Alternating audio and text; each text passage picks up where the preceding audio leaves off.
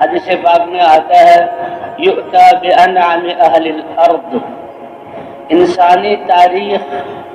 اور انسانوں میں سے جو سب سے زیادہ دنیا میں نعمتوں والا رہا ہو،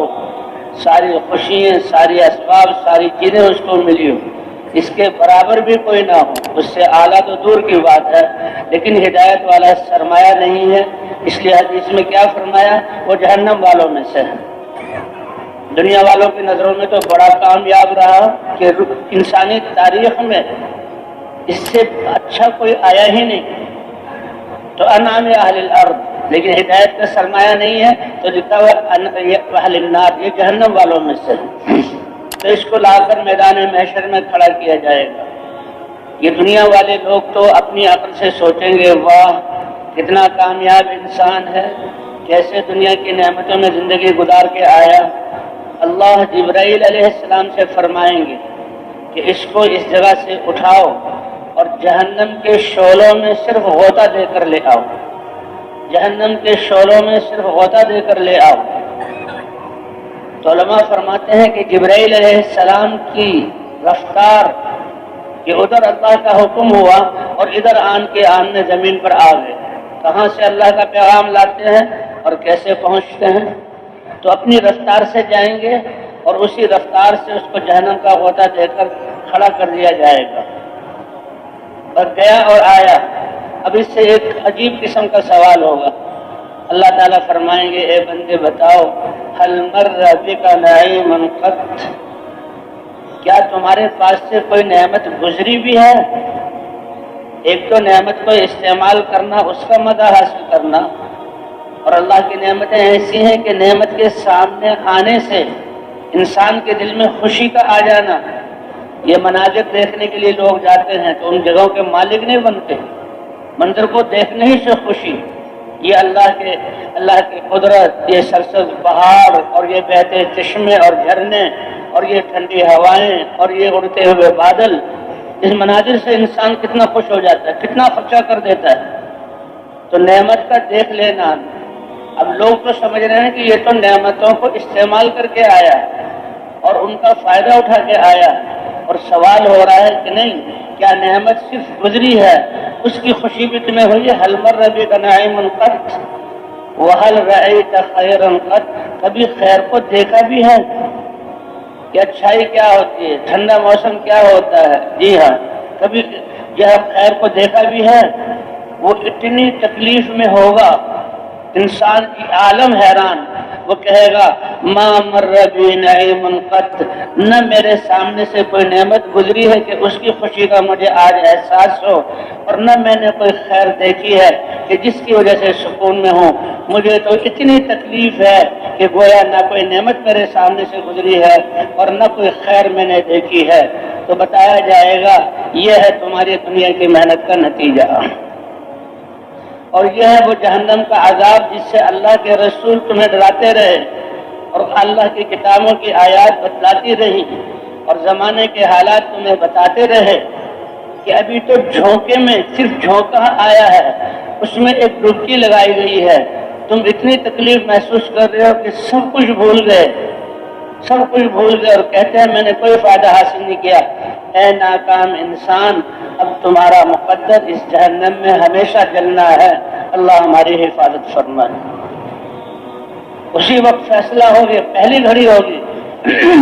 فیصلہ ہو جائے گا کہ مال اور دولت، سیاست اور صنعت، زراعت اور تجارت والے جو اللہ کے دیے ہوئے سرمایہ کو ضائع کر کے آئے، دنیا کی چیزیں مل گئی، ہدایت نہ ملی، تو یہ ان کا انجام ہے۔ پھر دوسرا منقبل اللہ کے رسول بیان فرماتے ہیں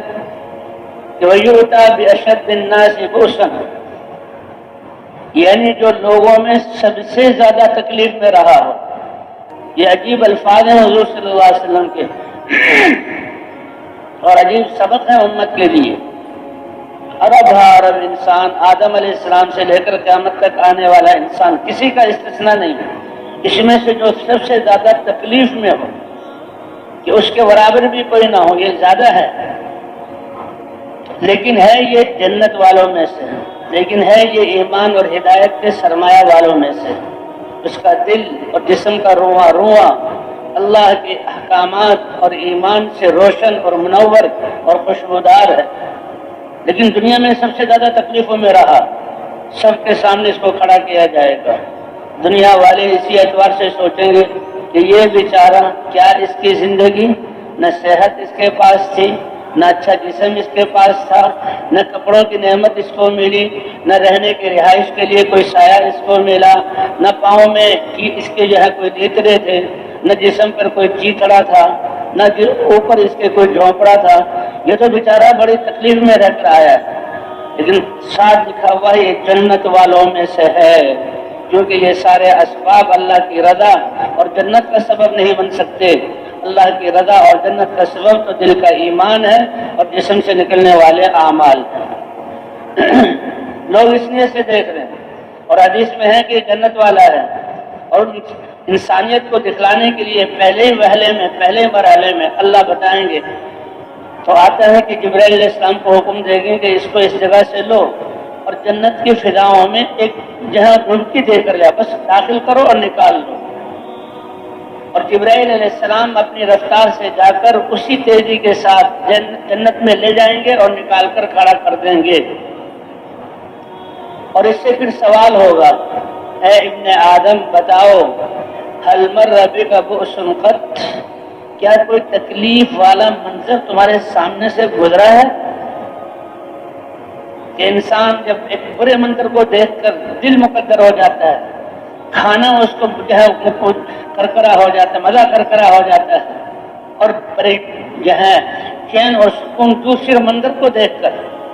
اسی لیے ایسی جگہ کے جانے سے بچتا ہے۔ فرمایا کہ تکلیف تمہیں پہنچی یہ تو دور کی بات ہے، حل مر بک بؤس قط، کبھی بھی تمہارے سامنے کوئی تنگی اور تکلیف گزری ہے؟ وَهَلْ رَأَيْتَ شِدَّةً قط، کیا کبھی تم نے کوئی سختی دیکھی ہے؟ پہنچی نہیں، دیکھی ہے،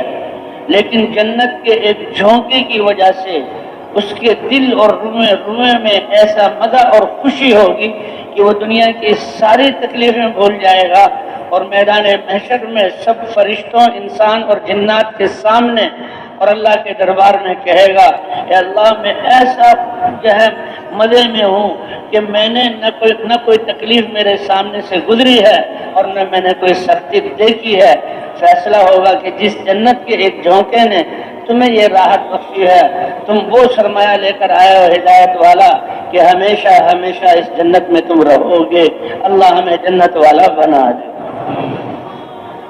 اور جنت میں تو نعمتیں بڑھتی ہی رہیں گی۔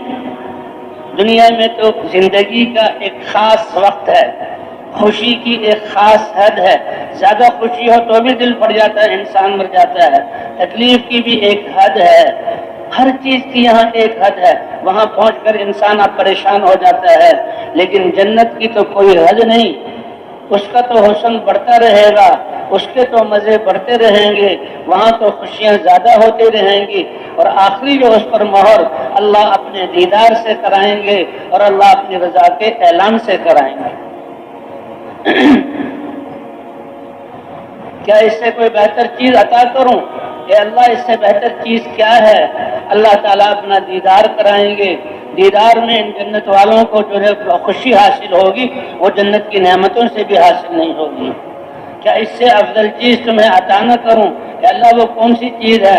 آج اپنی رضا تمہارے لیے واجب کرتا ہوں کہ جس رضا کو حاصل کرنے کے لیے تم نے دنیا میں پہلے قدم سے لے کر آخری مرحلے تک میری رضا کو سامنے رکھا اور میرے وعدوں پر یقین کیا،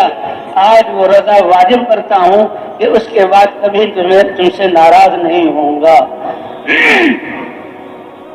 نہ ان جنت والوں کو اللہ کے دیدار سے کوئی افضل چیز، کوئی یہ سب سے افضل چیز ہوگی، اور رضا کے پروانے سے کوئی بڑی خوشی کی چیز ہوگی نہیں ہوگی، سب سے بڑی خوشی اللہ کی رضا ہے۔